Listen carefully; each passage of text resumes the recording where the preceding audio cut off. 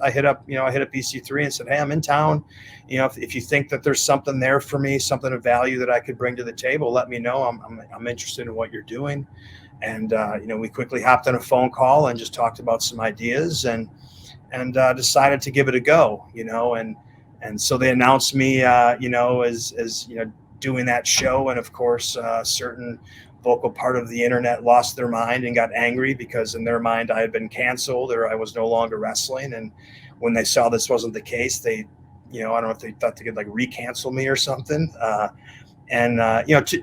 the credit of the hierarchy of CYN, they stuck by me. They weren't rattled by this small vocal minority. And because again, that's kind of the whole premise of this, right? Like, it's okay to have a different opinion. It's okay to not agree with everybody on everything, but we can't live in an echo chamber. We have to learn to be able to sit down and have respectful discourse with people that we don't necessarily see eye to eye with, because that's the only way that we grow and learn as human beings, right? If we always surround ourselves with people who act and think just like us, then we never evolve and we never become better.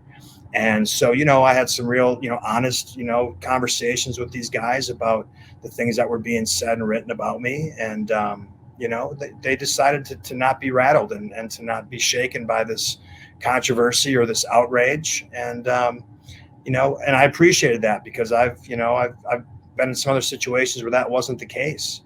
And it said a lot to me about that they were serious about what they were saying. It wasn't just lip service, but this is, they wanted to create something where everyone was welcome, and where they weren't going to necessarily feel like they had to bow to any certain ideology, any certain, population of the wrestling industry. It was for everybody.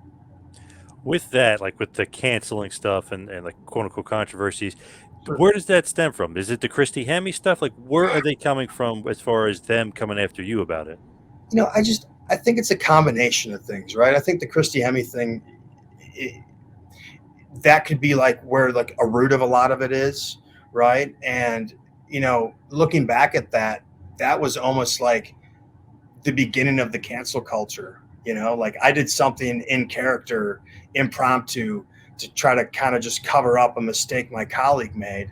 Um, and it was taken out of context, and it was all of a sudden like Dan Sowell did this horrendous thing, um, not understanding that what I did was I was every intention to be a jerk, and it was supposed to be a bad guy doing a bad guy thing. This wasn't something I did in private, when the camera was off, to admonish her. I wasn't, legitimately angry at her or anything of that sort. And that kind of took a life of its own, because I remember, me and Christy talked once I knew there was any issue, or she wasn't sure how to take it. And that was really her thing initially, is she didn't know how to take it. We didn't really talk after it happened.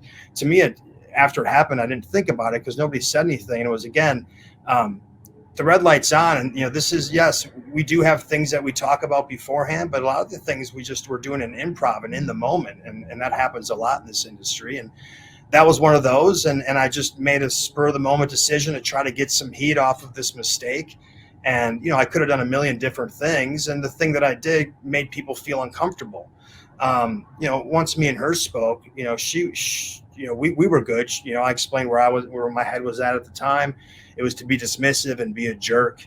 There was nothing sexual about the interaction. I didn't look at her. I didn't shake my hips at her. It was just, um, you know, our respective heights made it as such that, she was in a bit of a compromising position for a couple of seconds.